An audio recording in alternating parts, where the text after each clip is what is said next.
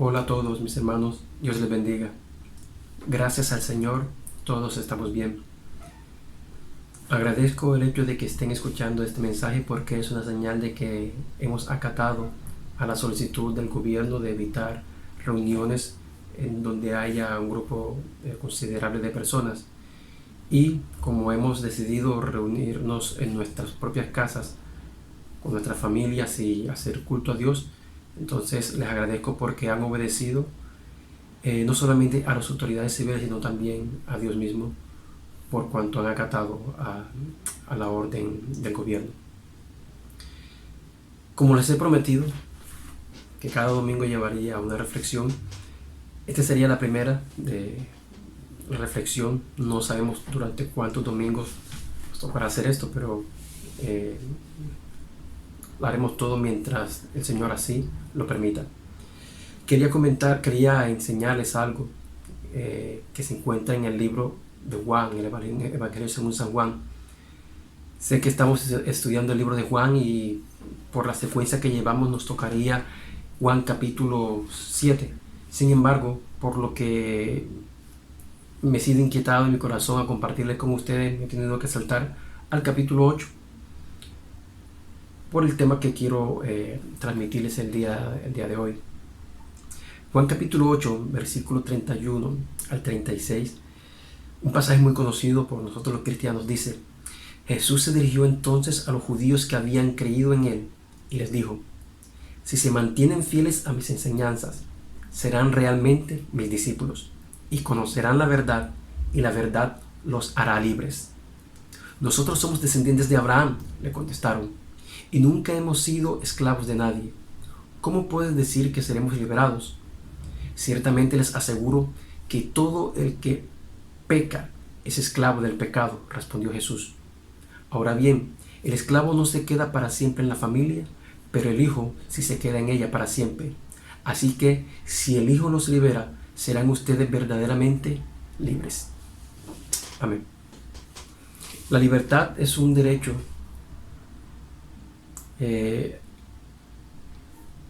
al que muchas personas se les ha sido quitado.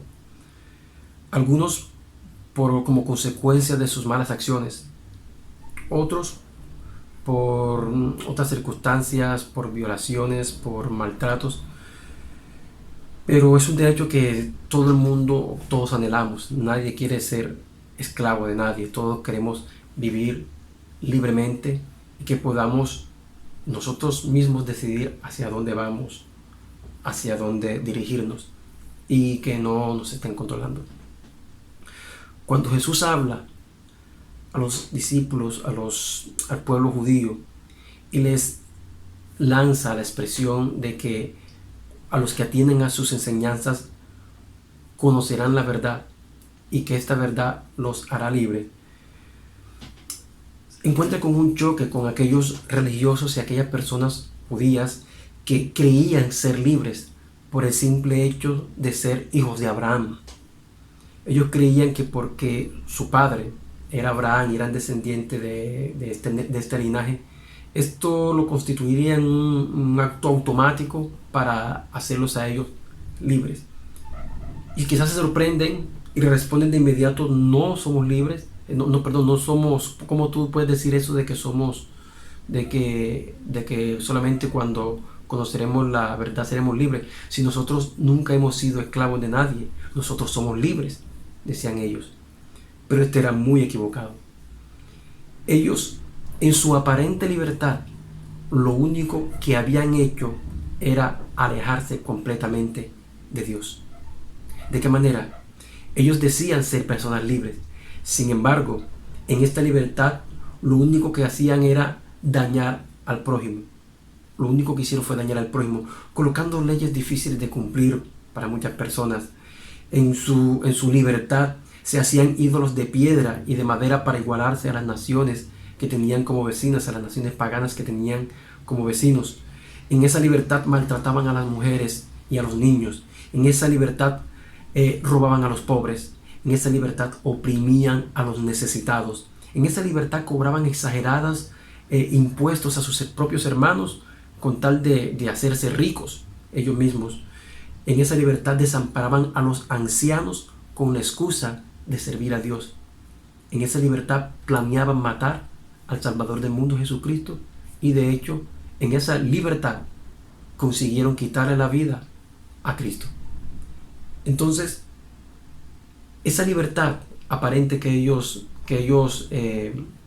vociferaban tener, en realidad no era una libertad. En realidad era una muestra de que necesitaban ser libres. Cuando no somos capaces de hacer el bien, es porque entonces somos esclavos del pecado, aunque nosotros creamos que somos libres. Esta misma actitud que tenían ellos, a pesar de que se les había olvidado de que por mucho tiempo ellos duraron cautivos en Babilonia, aproximadamente unos 70 años, precisamente por esa libertad que ellos creían tener, esa libertad que los llevó hacia una injusticia social, hizo que Dios los reprendiera, los juzgara, los castigara con 70 años de cautiverio en Babilonia, como consecuencia de su injusticia, como consecuencia de su pecado, de su maldad, como consecuencia de alejarse a Dios en esa supuesta libertad. Y es interesante que nosotros a veces queremos también vivir una vida en libertad porque somos hijos de Abraham. Entonces sacamos la excusa de que yo soy libre porque de pronto yo voy a la iglesia cada domingo, porque mis papás son cristianos, porque yo nací en el seno de un hogar cristiano. Pero no podemos sacar las excusas que sacaron los judíos de ese momento, creyéndonos libres por derecho, por pertenecer a tal congregación, por pertenecer o ser hijo de un hombre importante cristiano, o de un pastor, o de qué sé yo. Solamente podemos encontrar la libertad cuando atendemos a las enseñanzas de Jesús y nos encontramos con Él. Cuando nosotros vivimos apartados de Dios en desobediencia, de la única persona a la que estamos sujetas es al pecado. Estamos sujetos al pecado, y si estamos sujetos al pecado para obedecerle, somos esclavos del pecado. Romanos capítulo 6, 16 dice: ¿acaso no saben ustedes que cuando se entregan a alguien para obedecerlo, son esclavos de aquel a quien obedecen? Claro que lo son, ya sea del pecado que lleva a la muerte o de la obediencia que lleva a la justicia. Pero gracias a Dios que aunque eran esclavos del pecado, ya se han sometido de corazón a la enseñanza que les fue transmitida. En efecto, habiendo sido liberados del pecado, ahora son ustedes esclavos de la justicia. Nosotros como creyentes debemos vivir en la libertad, o con la libertad con la que Cristo nos ha hecho libres, y no en la aparente libertad en la que vivíamos antes de conocerle. Porque el mundo hoy vive en esa supuesta libertad, vive en esta forma, creyendo de que podemos decidir y hacer con nuestra vida como nosotros queremos, y en esa aparente libertad lo único que hemos hecho es maltratar a nuestro prójimo. Nos reímos de las desgracias de los demás, odiamos a nuestro prójimo, lo matamos. Hemos hecho mal uso de los recursos naturales, destruyendo nuestro planeta, destruyendo lo que Dios creó y lo que Dios colocó para que respondiésemos por ello. Así como cuando Dios le dijo a Adán que la tierra había sido creada para que él la juzgara, para que él la cuidara, era su responsabilidad. Esa responsabilidad también pasó a nosotros, y nosotros hemos administrado muy mal aquello que Dios nos dio para administrar. Contaminamos el aire, contaminamos los ríos, tiramos basuras a las calles, a los océanos, matamos los animales por placer o por lucro. Hemos sido egoístas, pasamos por encima de las demás personas, solamente pensando en nuestro propio bien. Hemos hecho ídolos de carne y hueso. Nosotros nos hemos hecho ídolos de carne y hueso. Tenemos ídolos futbolistas, actores, cantantes, y los más espirituales hacen sus ídolos de carne y hueso a predicadores y a ciertos apóstoles. En pocas palabras, hemos violado la ley de Dios en nuestra supuesta libertad. Y eso es lo único que nosotros hacemos cuando estamos alejados de Él. El pecado nos ata nuestras manos, nuestros pies, y las cadenas son tan pesadas que no nos permite caminar hacia la obediencia a nuestro Dios. Esta es la consecuencia del pecado. Nos amarra nuestras manos, nuestros pies, de tal manera que nos impide caminar hacia Dios, que nos impide obedecer a Dios. Pero cuando nosotros conocemos la verdad, cuando nosotros conocemos a Cristo, cuando atendemos a sus enseñanzas, entonces conocemos la verdad que es Cristo, y esa verdad entonces nos libera. Y una vez nosotros somos libres, podemos caminar hacia Dios en obediencia a Él. Y solamente cuando hemos sido liberados por medio de la verdad que es Cristo, entonces podemos vivir en esa obediencia que nos lleva a amar a nuestro prójimo, a cuidar y atender a las cosas que Dios nos ha entregado para que las cuidemos. Entonces nos preocupamos los unos por los otros. Entonces amamos a nuestro prójimo, y no solamente me preocupo por mí, sino que soy solidario y dejo el egoísmo a un lado para pensar también en aquella persona que Dios ha colocado al lado mío. Hermanos, Dios nos está llamando a que vivamos en esa plena libertad que Él nos ha dado por medio de Jesucristo, su Hijo, nuestro Salvador.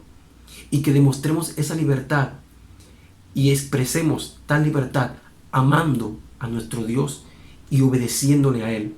Y que esa obediencia nos lleve entonces a amar a nuestro prójimo, a cuidarlo, a protegerlo, a entender de que en este mundo no estamos solos y ni que tenemos que pensar solamente en nuestro placer, en nuestro bienestar, en nuestro alimento, en nuestra seguridad y en nuestra salud, sino que también debemos pensar en la necesidad de mi hermano, en su hambre, en su necesidad de salud, en sus cuidados. Entonces, como creyentes, como personas que han sido llevadas, han sido liberadas por medio de la verdad de que Jesucristo, debemos ser el ejemplo para este mundo que está viviendo momentos de tormenta, momentos de angustia, momentos de dificultades, y que muchos están colocando su fe en equipos médicos, muchos están colocando su fe en la tecnología, en tantas cosas, pero nosotros debemos confiar en nuestro Dios y actuar en consecuencia. Debemos actuar demostrando que conocemos a Dios y que Él nos ha liberado para caminar y obedecerle. Entonces, reitero, y el llamado es amar a nuestro prójimo. Y cuando lo amamos, lo cuidamos. Velamos por su bienestar, velamos por su seguridad, velamos por su salud. Les invito a que estén comunicándose unos con otros, entre hermanos de la iglesia primeramente. Mantenga una comunicación con su hermano. ¿Qué necesidad tiene? ¿Qué situación tienen en su casa? Para que podamos mostrar el amor de Dios en actos de solidaridad hacia ellos. Que podamos mostrar que Cristo nos ha liberado y que ahora somos libres para seguirle a Él, que las cadenas del pecado ya no las tenemos, por tanto ahora podemos obedecerle y amar a nuestro prójimo. Hermanos míos, les invito a que mantengamos la unidad de la fe, que mantengamos la oración por todos estos momentos. Oremos los unos por los otros. Hay muchas necesidades. Tenemos hermanos que están desempleados, tenemos hermanos que tienen necesidad de alimento, y ahora que las cosas se están colocando un poco más difíciles con las restricciones que van a haber con esta cuarentena nacional, es momento para que nos unamos y nos preocupemos los unos por los otros en señal de que hemos sido verdaderamente libres. Doy gracias a Dios por sus vidas, doy gracias a Dios porque sé que están bien de salud, y invito a que expresemos incluso nuestras necesidades para que podamos todos estar enterados de qué necesidades tenemos cada uno en nuestro hogar en estos momentos de cuarentena, en estos momentos de aislamiento. Entonces, hermanos, Dios les bendiga mucho. Estamos atentos a escucharles, estamos atentos a que mantengamos esta comunicación. Siempre estemos dispuestos a decir cómo nos sentimos, de qué manera estamos pasando toda esta situación, y si tenemos necesidades podemos también expresarlas, que para eso nosotros hemos sido llamados, para cuidarnos los unos a los otros. Mis hermanos, que Dios les bendiga. Sigamos orando por toda esta situación que está viviendo no solamente nuestro país, sino el mundo entero, sabiendo de que nuestros hermanos en todo el mundo tienen las mismas necesidades que nosotros. Dios les bendiga grandemente. Amén.